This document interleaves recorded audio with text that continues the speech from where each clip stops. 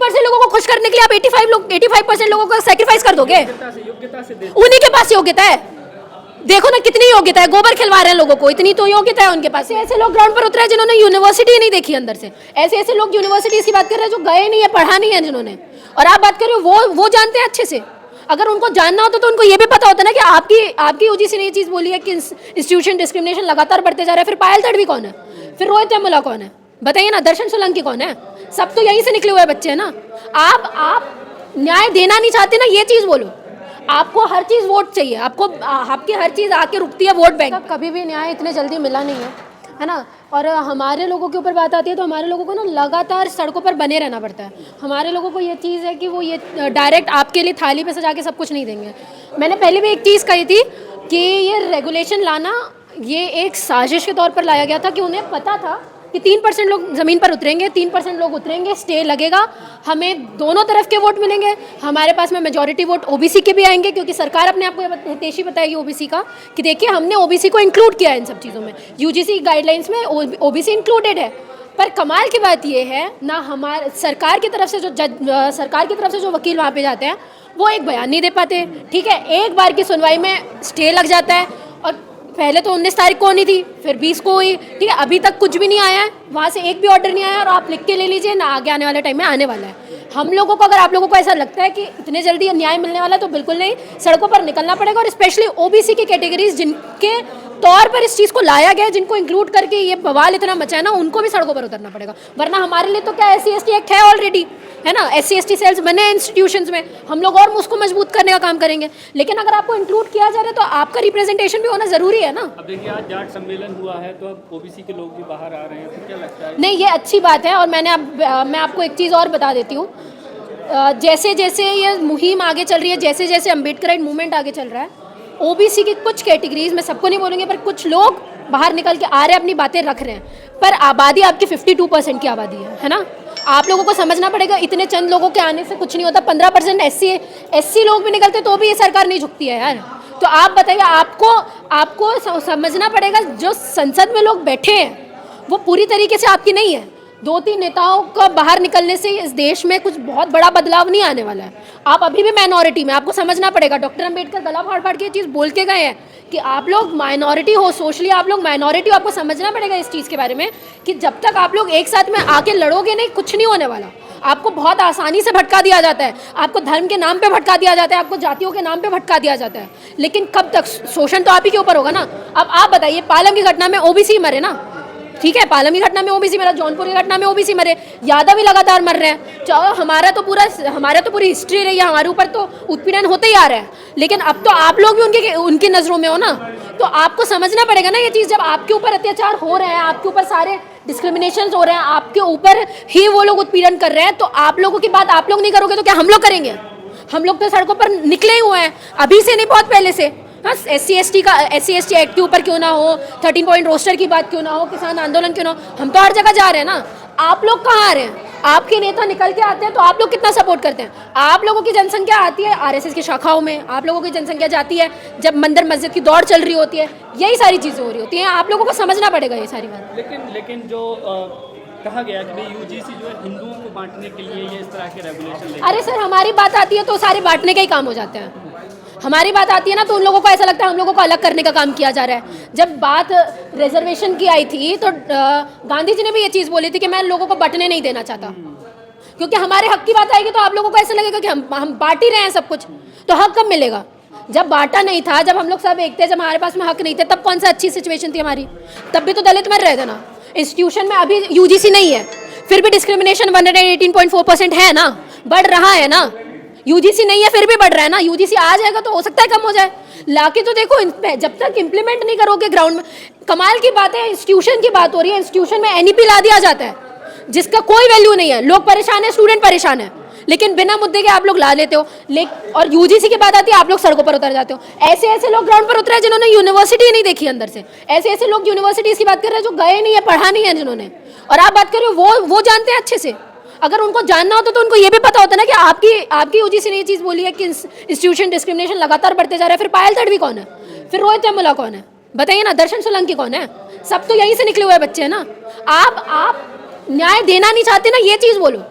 आपको हर चीज़ वोट चाहिए, आपको आपकी हर चीज़ आके रुकती है वोट बैंक पर। क्या हमें चाहिए था वोट, 26 के इलेक्शन में वोट चाहिए, 27 के इलेक्शन में वोट चाहिए, ओबीसी का आने वाले टाइम में यूपी में सबसे ज़्यादा ओबीसी के वोट परसेंटेज है, तो हमको तो वोट चाहिए ना। हमारे वोट परसेंटेज तो काट रहे हैं सपा, क्योंकि सबसे ज़्यादा वोट उन्हीं को मिले हैं अभी इलेक्शंस में, आपने देखा होगा।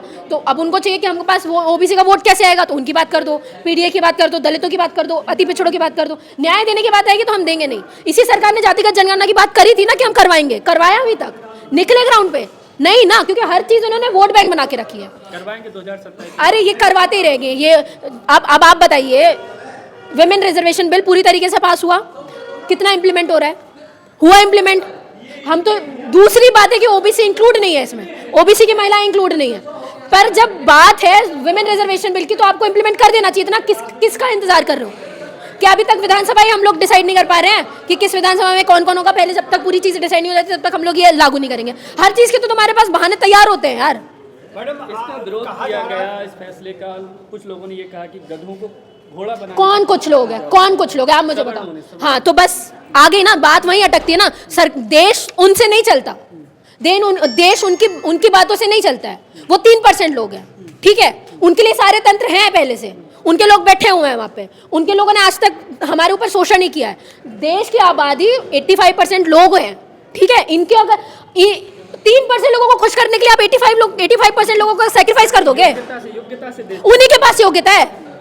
देखो ना कितनी योग्यता है, गोबर खिलवा रहे हैं लोगों को, इतनी तो योग्यता है उनके पास में। पढ़े लिखे लोगों को मूत्र पिलवा रहे हैं ये लोग। मैडम आप एससी एसटी दलित बोल रही हैं, आप कह रहे हैं एससी एसटी दलित मत बोलो, हिंदू बोलो। हिंदू नहीं है ना, चलो आपने बोला हिंदू बोलो। हिंदू होते तो आप ये मुझे एक बात बताइए, हिंदू होते तो हिंदू भाई भाई के भी नारे दिए गए थे, जाति हटाओ जात पात की करो विदाई, हिंदू भाई भाई बोला गया था ना। तो हमारे आपके हिंदू लोगों के लिए तो रेगुलेशन आया है ना, आपके हिंदू लोगों के लिए रेगुलेशन आया, तो इतना पेट में दर्द क्यों हो रहा है? क्यों छाती पीट पीट के फिर जंतर मंतर में निकलते हो बाहर कि हम लोगों को ऑपरेसर बताया जा रहा है? अरे निकाल के देखो, मैं तो बोल रही हूँ ना, इंस्टीट्यूशन डिस्क्रिमिनेशन की लिस्ट निकाल के देखो, कौन कर रहा है इंस्टीट्यूशन डिस्क्रिमिनेशन? अधिकतर स्टूडेंट करते हैं। और आपको प्रॉब्लम है इस चीज से, आपको ऑपरेसर बताया जा रहा है। हो ऑपरेसर तो ऑपरेसर ही बताया जाएगा ना यार। हो आप लोग करते हो ये सारी चीजें तो ही बताया जाएगा। ऊपर सुपीरियर पावर कौन है आप बताइए? आप हायरार्की देखोगे वर्ण व्यवस्था की, ऊपर कौन बैठा है? ब्राह्मण ही बैठे ना, स्वर्ण ही बैठे ना। अपने से नीचे किसी को कौन बताएगा? स्वर्ण नहीं बताएंगे अपने आप को कि मैं उच्च हूँ, ये नीचे है। आप ही तो करोगे ये सारी चीजें। फिर आप लोगों को बोला जाता है तो दुखती नस पे हाथ रख देना हो जाता है कि ऐसे कैसे बोल दिया आपने।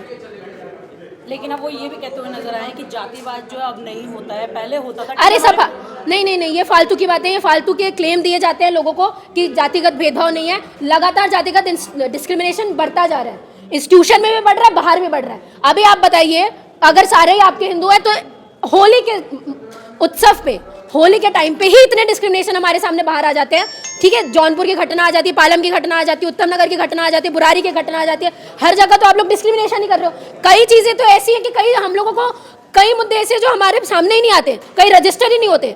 आप लोग तो जातिगत भेदभाव सर ऐसा नहीं होता कि आपने सिर्फ मार दिया।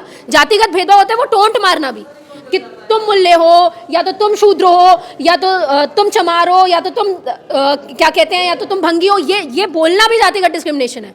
ये भी लगातार हो रहा है। अब वो केस नहीं हुआ फिजिक्स वाला के अंदर, जिसमें वो ये बोल देते हैं कि भाई अच्छा हो गया, मैं क्या कहते हैं उसके जैसा दिखता हूँ, किसके जैसा, रवि किशन के जैसा दिखता हूँ, अच्छा हो गया उसके जैसा दिखता हूँ, है ना। अच्छा हो गया, मैं भंगी या चमार की तरह नहीं दिखता। ये बोलना क्या हुआ? ये तो टीचर है, ऐसी भाषा का यूज करते हैं। हाँ तो बताइए ना, इसका क्या हुआ? अब ये समझना चाहिए, फिजिक्स वाला के इतनी बड़ी एजेंसी जो एजुकेशन एजेंसी है, उसमें भी जो टीचर पढ़ा रहे हैं वो इस भाषा का इस्तेमाल कर रहे हैं, तो हमारे लोग कहाँ सेफ हैं? कितने लोग पढ़ते हैं, कितने लोग ये सारी चीज़ें कितने लोग फिजिक्स वाला से पढ़ रहे हैं? सर सिर्फ IAS नहीं, हर बेंच में CUET से लेके हर तमाम गवर्नमेंट जॉब्स की जो तैयारी कर रहे हैं बच्चे, वो सब फिजिक्स वाला देखते हैं। और वहाँ पे ऐसे टीचर्स को रिक्रूट किया जाता है। मानसिकता सामने से नहीं बताई जाती है, मानसिकता जातिवाद का मसाला भरा जा रहा है।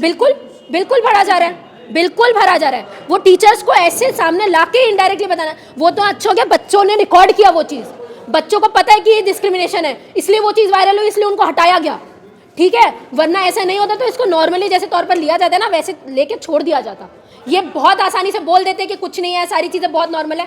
तो आके निकलो ना ग्राउंड पे, क्यों नहीं निकलते? जाओ ना वहाँ पे, जौनपुर में जाना चाहिए था ना तुम्हें, पालम में जाना चाहिए था ना, दलितों को जिनको मारा जाता है, उस लड़के को जो मारा गया, जाना चाहिए था वहाँ पे, क्यों नहीं जाते हो? दूर दूर के ढोल बहुत सुहाने लगते हैं इनको। कोचिंग इंस्टीट्यूट खुल रहे हैं, यहाँ पे जातिवाद पढ़ाया जा रहा है। हाँ हाँ बिल्कुल पढ़ाया जा रहा है। अब एक्चुअली क्या है कि ग्राउंड पे अंबेडकर जी की कॉन्स्टिट्यूशन की वजह से ना ग्राउंड पे ये लोग कुछ नहीं कर सकते कि हमने छुआछूत कर दिया, ऐसा डिस्क्रिमिनेशन कर दिया, ये चीज़ नहीं कर सकते। लेकिन पीछे से लोगों को भरना तो है ना, तो एजुकेशन इंस्टीट्यूशन में भर दो, है ना, ऐसे बड़े बड़े इंस्टीट्यूशन में भर दो, तो लोगों को दिमाग में चला जाना चाहिए बात।